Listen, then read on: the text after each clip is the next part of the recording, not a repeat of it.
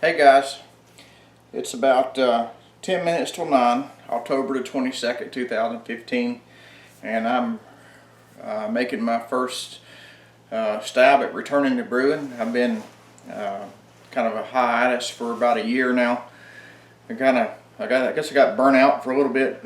I made about 17 different batches on over, I don't know, a year or so span, and every weekend that I was working, or if I wasn't working, I was doing something with beer, back and forth, bottling or kegging or transferring or something like that. So I just kind of got burnt out on it, and thought I'd give it a break. And most recently I got to thinking about it more often, and had everything, and the only thing I need to do is just go get the kit. So that's what I done. I cleaned the garage out, which needed anyway, and set up the brew house again, and I'm kind of excited.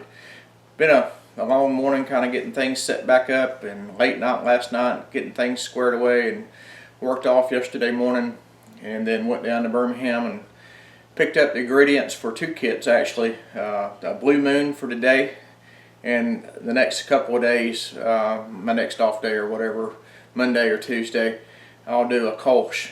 And I wasn't originally planning on doing 2 batches, but the chest freezer here will accommodate 2 fermenters, and both of my kegs are empty, and my kegerator that I just emptied out, and that beer was over a year old, so it still smelled good, but I didn't dare try to drink it. But it had been refrigerated and pressurized, so it was probably still drinkable beer, but I didn't give it a whirl when I had fresh in the refrigerator. So not much has changed in the brew house, except for I added a desk to work in of, and painted the floor over the last year. So aside from that, everything is still the same. I expect today to be a little rusty on my technique, so I hope I've picked things back up, and watched a few videos that I made from last year, and kind of refreshing myself just a little bit. Got on the forum. I'm going to use some rice oils today with this particular kit. Probably don't need it, but I hope that can be my fail-safe for rusty technique and keep from having a chance of stuck sparks. I believe I can do okay with it. I mean, it's not rocket scientists needing to be doing this stuff. So anyway, I'm spitting and sputtering. It had been a while since I made a video, and I think I'm going to get started. I was hoping to light the fire up this morning, 7:30 or 8, but after being up for almost 30 hours, I slept in just a little bit, got up about 6:30 and 6 o'clock and started cooked some nice breakfast, and just got out here and started pulling stuff out that I hadn't really messed with in a while. Got the water filters up, Star San made again, kettles out, and I have not filled no water or measured no water yet. I still got to plug the stuff in to brew house and get Brew Smith and get my water volumes. Last time I didn't use rice oil, so I gotta compensate for that just a little bit. Don't know how much. I never used them before, so we'll see how it goes. I'll give a real quick tour of the brew house, and then I'm gonna set the camera down and plug this stuff in, and then measure some water and light the fire. Be back in a second.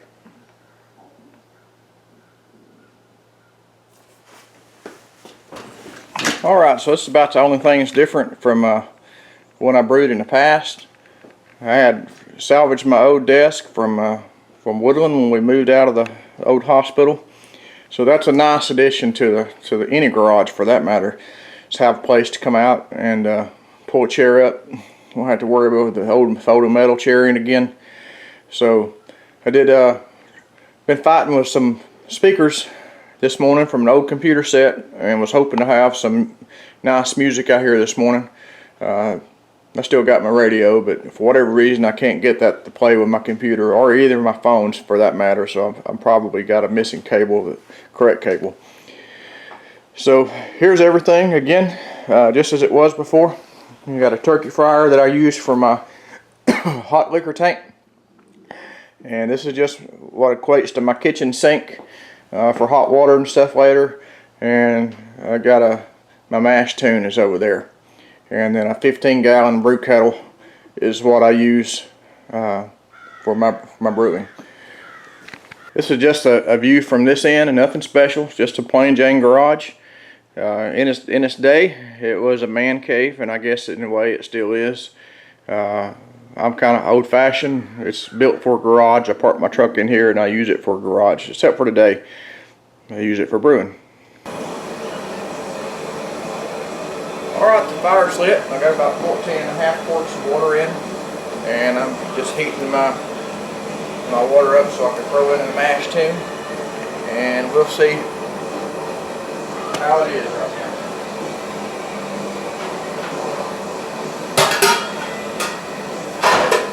May have maybe a little hot. Shooting for 180 degrees.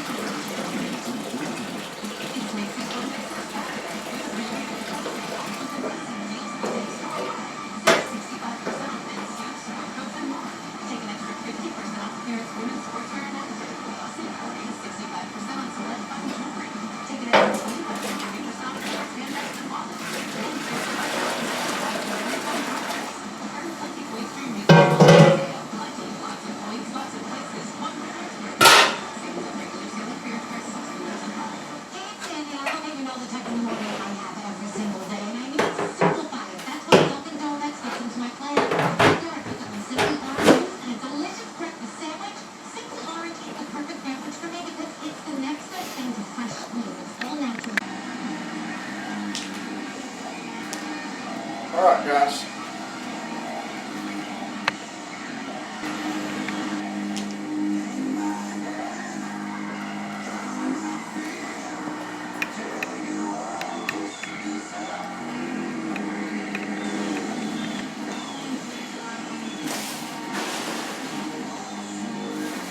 Alright, we're at a good temp. About half of this in.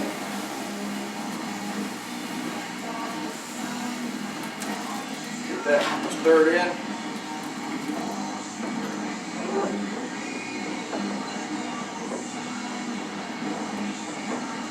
That smells good already.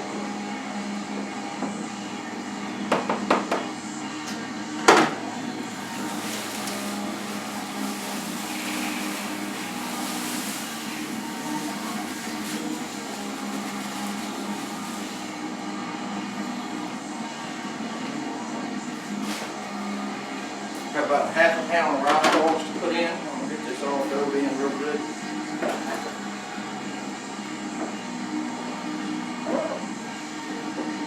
Probably don't need rice balls. I never used them in the past and still had good stuff, but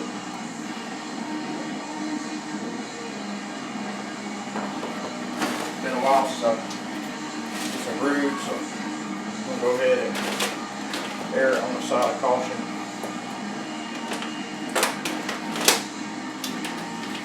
Hope it don't mess things up. I'm not going to measure these. I'm just going to put about half a bag in. Thanks for making 106.1 WTAK your choice for rock. We appreciate you. Seems about right.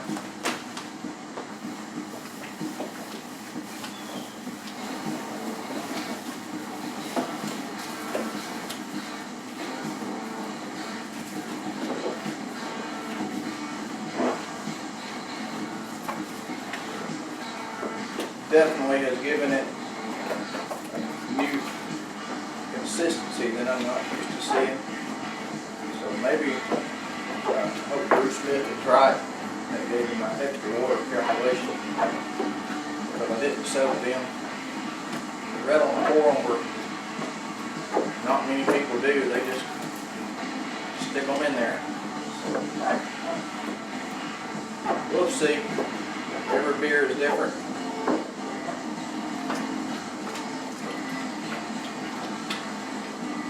It's nice and soupy. I believe it's safe to say I don't have no dough balls in there.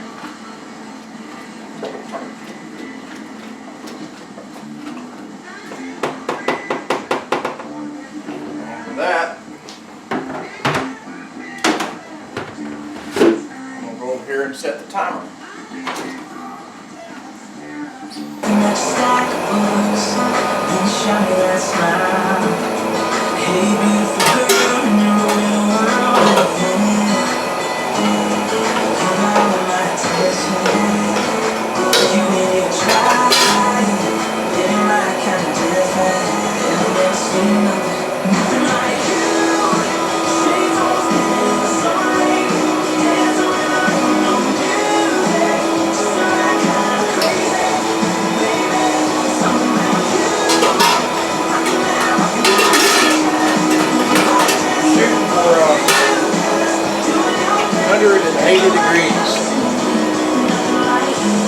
Shooting for 180 degrees.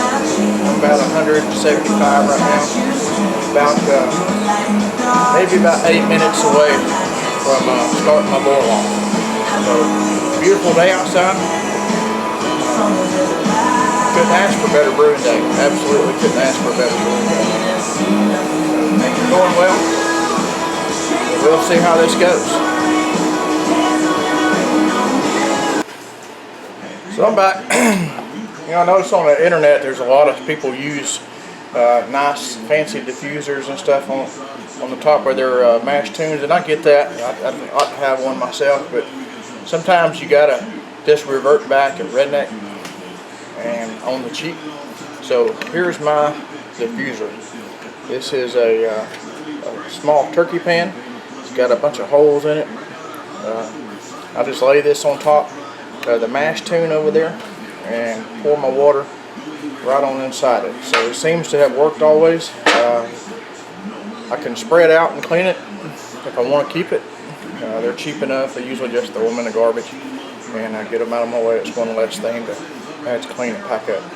Granted, I think I might have reused them 2 or 3 times in the past, but most of the time it works fine.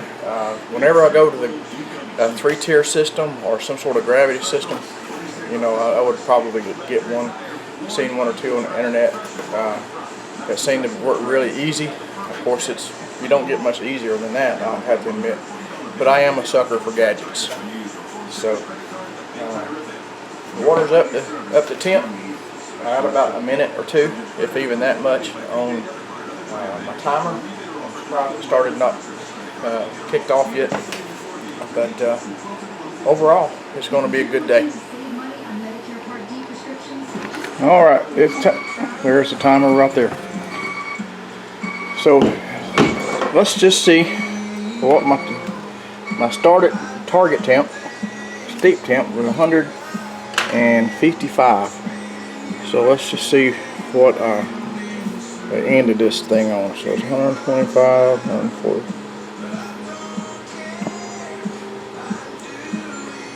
How about that? I hadn't lost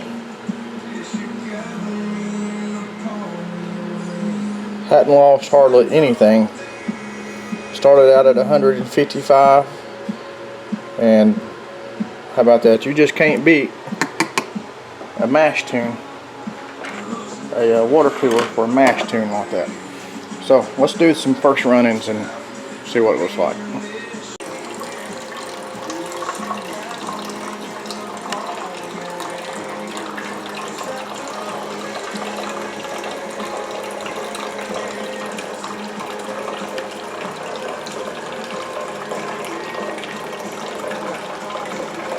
This is the very first one, so obviously it's going to be pretty nasty coming out looking.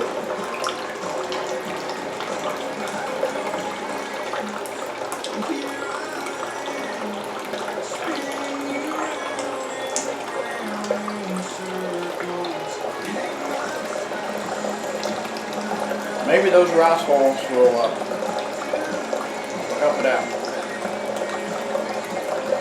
Can't remember exactly what brew that I had the stuck sparge with last time, but at the same time I also noticed my tubing was kinked going into the kettle there.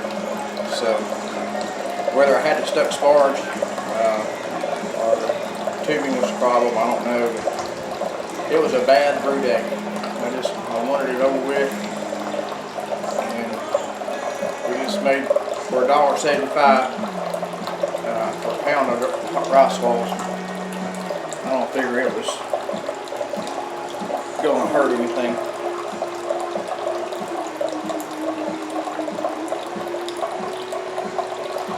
That may be running just a little fast.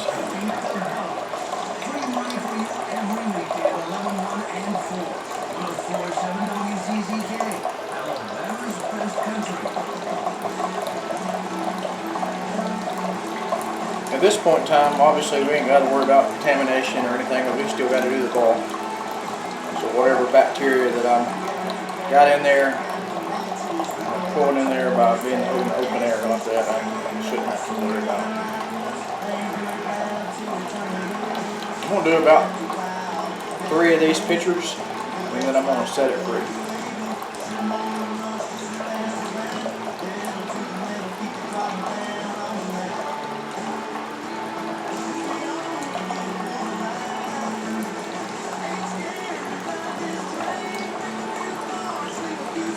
Thankfully, there's not a lot of insects out, so never really had a problem even brewing in the summer last year. I say that, and I probably sucked up 2 or 3 flies in there this time. I'll pour this right back into the top here.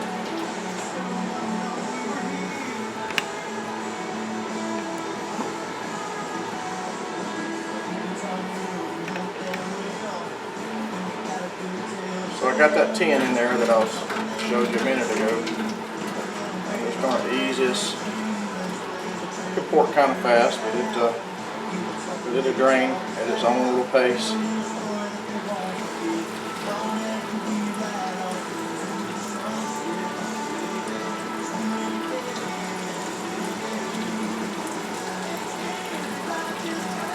And that will drip in there. You see all the things at the bottom there. That'll clear out here in just a second.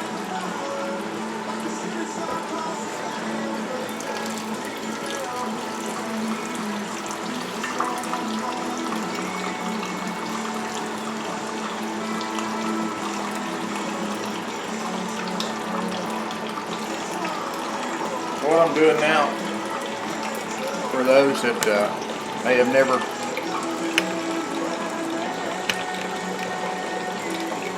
had to excuse the bad camera stuff. I'm out here by myself. So for those that may have never seen this or just come across my channel, what I'm doing is I'm setting what they call setting the grain bed. And what you want is a nice consistent flow of fluid, wort coming out of there. But you don't want all the granules and sediment. You want all that to maintain in the fermenter, in the mash tun. So if you go real slow, it just promotes a nice, steady flow. And you get not very clear, not as clear as it would be if you filtered or whatnot, but excuse me, it's you don't get all the sediment and stuff.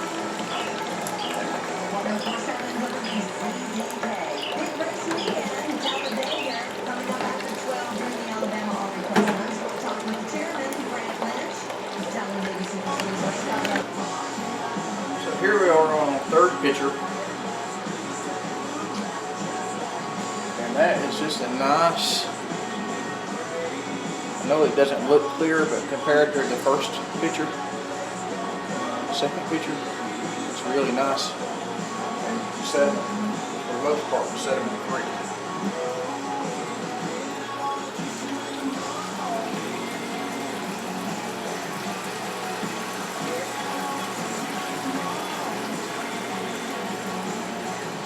Now, I'm going to get this started going off in the mash tun here, or in the kettle. I'm just going to open that the same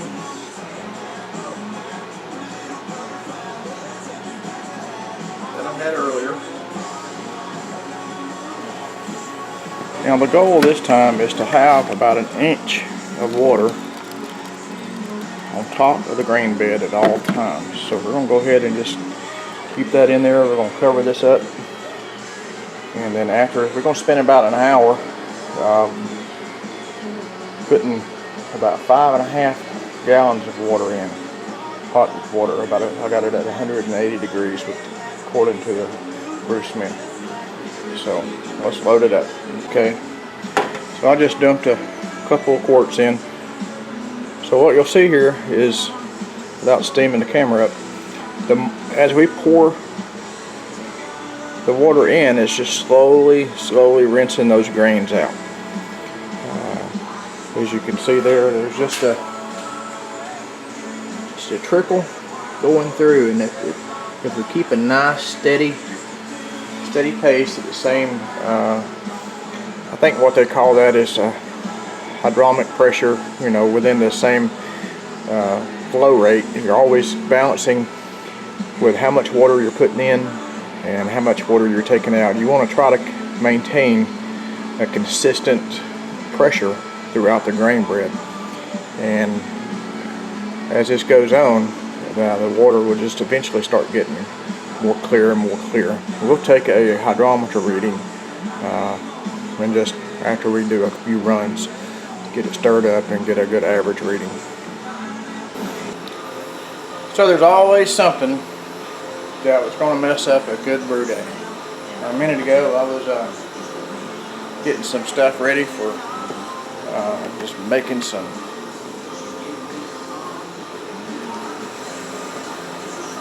hot dogs. Everybody knows me knows I like hot dogs. So anyway, back to what I was saying. I'm over here throwing stuff together and my phone goes off, get a text, and it's the realtor, the company that's selling the house for Curtis. And those that know me know that I'm very attached to this place, and this moving issue has been a center of turmoil for me for a very long time. And I had a house ready to lease, and the people backed out, or the loan fell through at the last minute.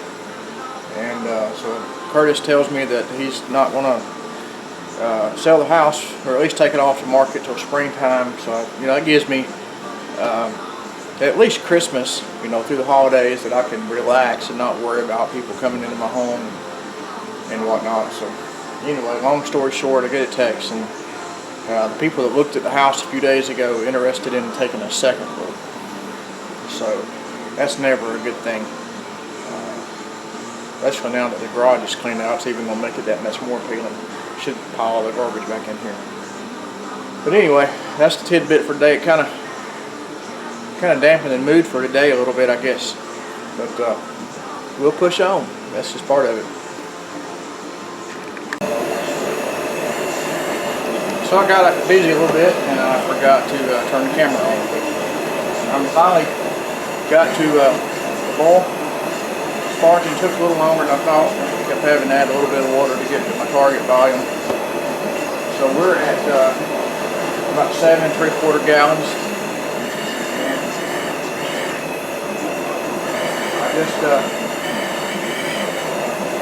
it looks a lot more than that. So anyway, the water's hot. I hope that I haven't screwed this up.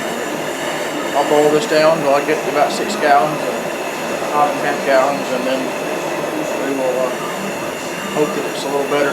My gravity was just a little bit low. It was 1.031, and my target was 1.038. So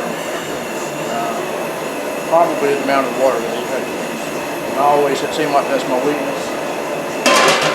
Putting in too much water and then wasting the water at the end. So with that said, I'm just going to wait for this to get to boil and start our counter. See ya.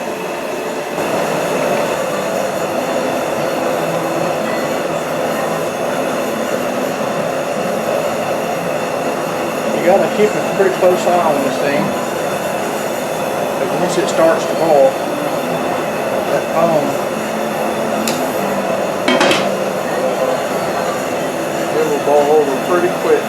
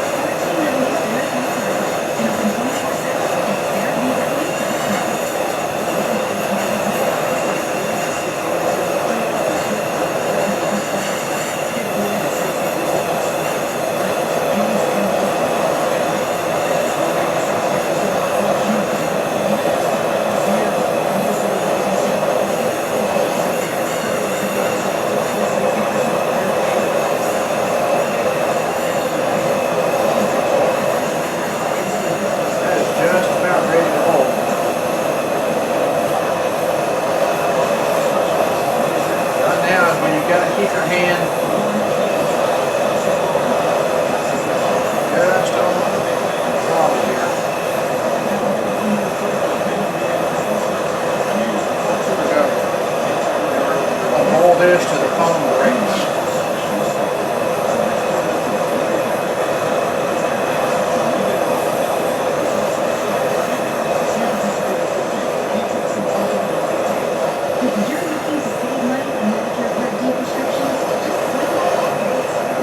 Roll back just a little bit.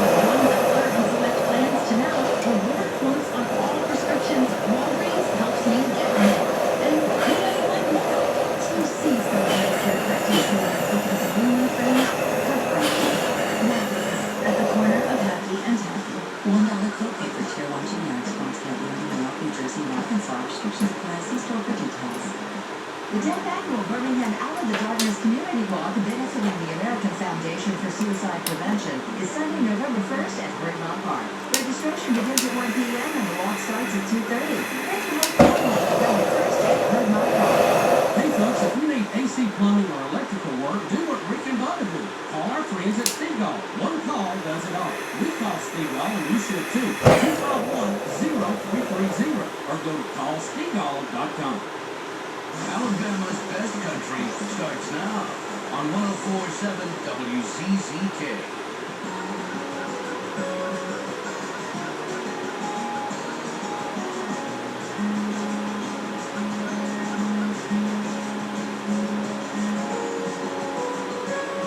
Once that foam gets in there and it breaks, we can turn up.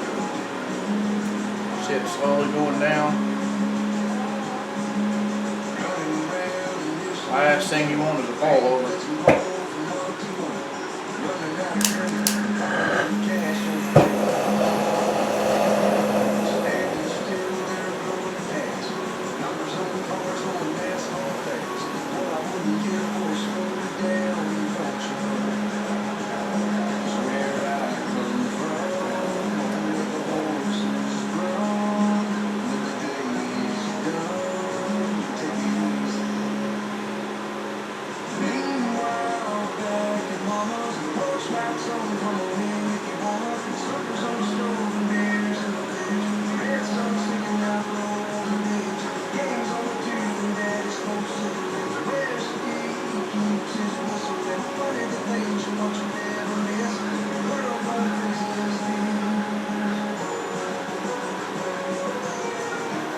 Alright, now we can set our timer right over here. I believe we got a good cold break or a hot break.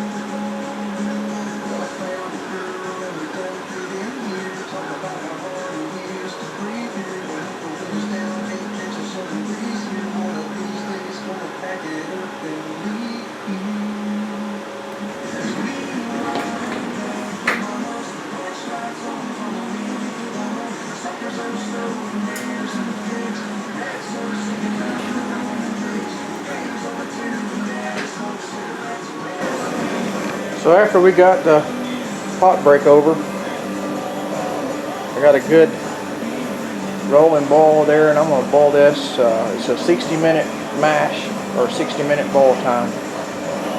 And since I got a lot of water in there extra, I'm probably going to boil it just a little bit longer. Get it on down to try to correct that gravity just a little bit, not have so much wasted water. So got a good rolling boil. And nothing much to do now, but maybe start doing a little cleanup. Alright, we're going to add the bittering hops in now.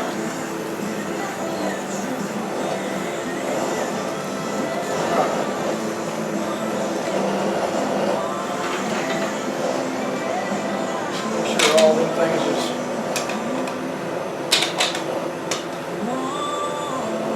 all down inside there.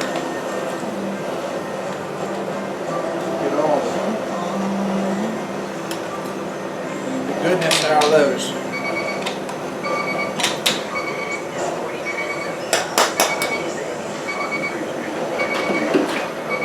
45 minutes to go now.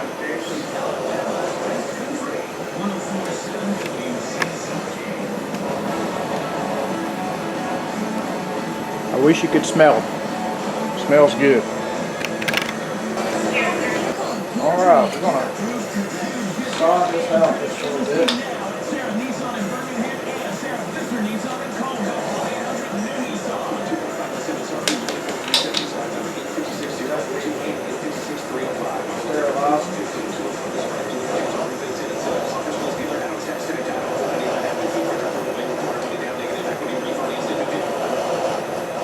Hey, this is Terry, Speedy's wife. Ladies, you know those pockets of stubborn back aches you won't throw away? Well, I have found the answer. I'm just completing my treatment of pulse stocking. About 10 minutes to go. Pulse stocking is an anti-inflammatory procedure that freezes away unwanted fat. It's an easy, non-invasive procedure with no needles, no downtime, lasting results. In fact, the procedure was so easy I actually took a nap while having it done. Another great thing I love about British Dermatology is that they know your time is valuable. That's why they have 2 pulse stocking machines and 4 experienced certified pulse stocking specialists that are transforming their patients every day.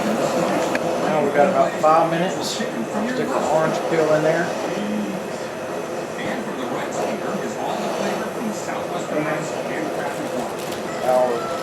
And when you bring them together, it's the perfect mix. Swing by Lowe's Southwest Grill today for the Just Right Smoking Chicken Grill, or enjoy it as a grill. It's already been ground up real good. time of year. Welcome to Washington's Columbia Luna Valley Orchards. Some call this the fruit capital of the world, an apple oasis, a sanctuary for nature's sons. But to me, we're just a little place growing the season's best apples, and we're growing them for you. I reckon there's no better time of year than delicious Gallo, Honeycrisp, Fuji, or Granny Smith. The warm, arid days and crisp, cool nights are perfect for these sweet gems. They just grow and grow, and we make sure to leave them on trees until they're good and ready to be picked. Then we send them right to your public stores. You can snack, spice, season, bake them to your liking. Now, I don't know how to make like a tree and leave you be, so you can head on out and pick yourself up a basket of our best vegetables of fall. You heard him right. Sweet Home will store for your favorite apple varieties like this. So we've reached the end of the bowl, and I just realized my pan is in the house.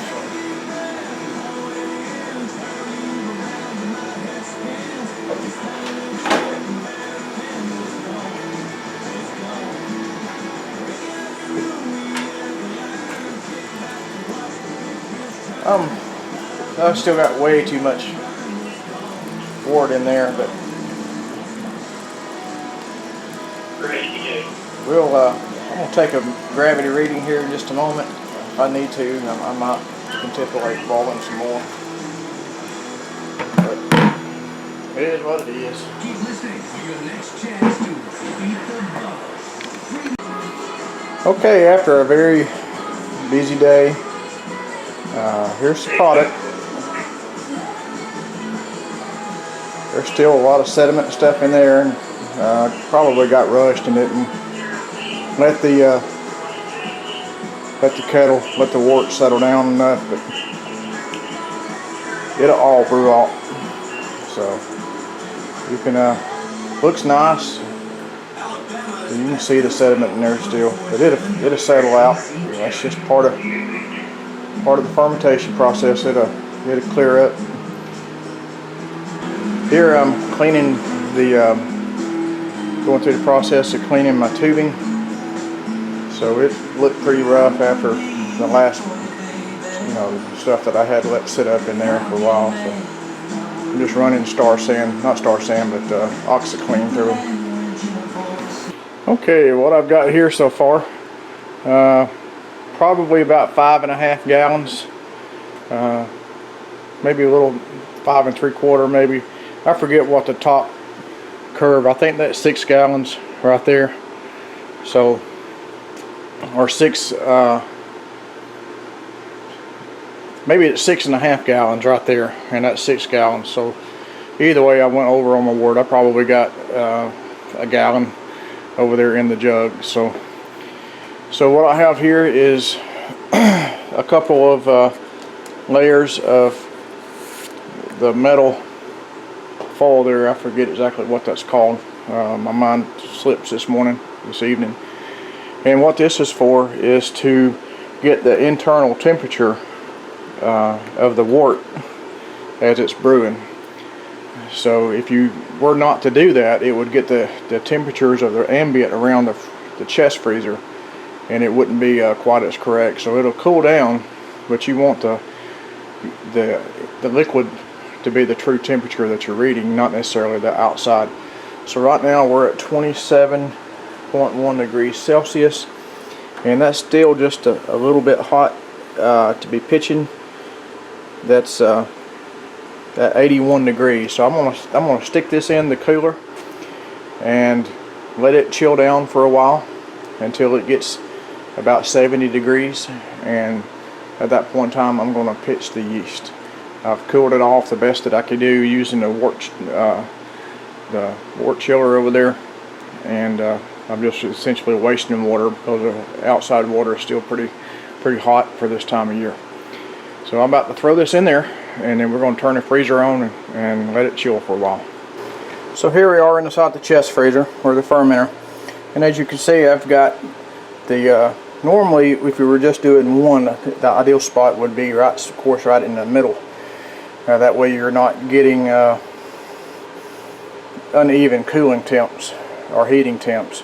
On this thing right here on the shelf right there, I got a can heater and that if it were to get too cold, then the can heater would turn on. But since I have a second brew planned for the next few days, I'm going to ferment these two together. I'm going to slide this one over here on the right side, and that'll give me just a little bit of room for this other one. And one of the problems that I had in the past is with the old style fermenter over here on the left. If I were to get, I got one more of those right over there. That's also a 6.5 gallon or 6 gallon. Side by side, these two, you have to scrape them down in there, and I found that if you do that, you scrap the glass, and I'm scared that that will lead to a breakage at some point in time.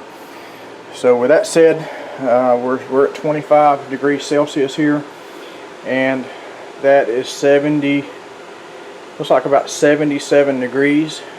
Now again, I don't know, you know, with that being right there, it was just at 27 a minute ago, now it's at 24. So how true and accurate that is. So I'm going to slosh this around in a little bit and make sure, you know, that it's not necessarily reading the temperature of the metal right out there. But you know, the freezer is on, so it's going to cool it off a little bit faster. So there's 24.9, and aside from that, the only thing I have left to do is start cleaning. And that was not necessarily a fun part, but at after 3 o'clock almost, you know, it's something that I'm ready to get wrapped up and get inside and chill out and watch the old TV. Later.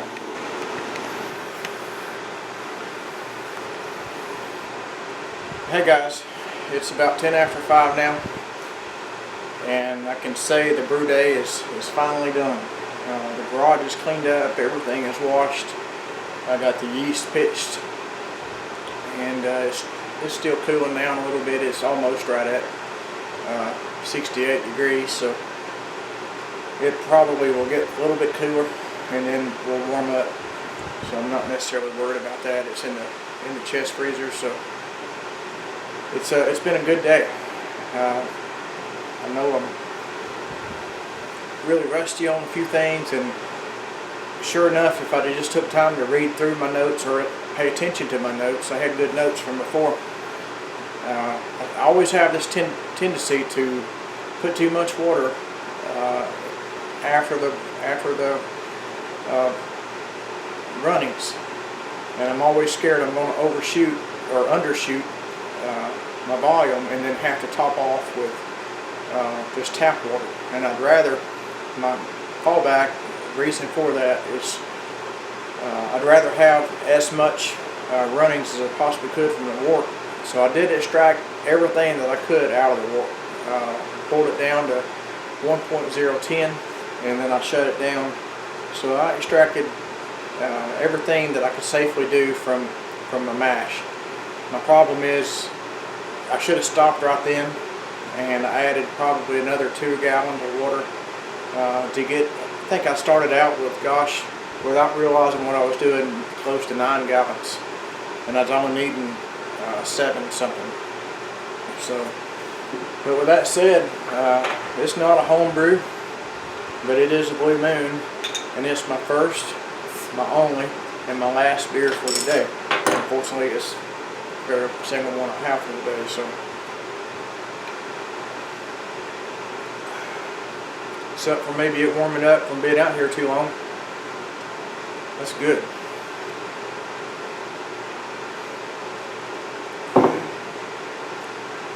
It's been a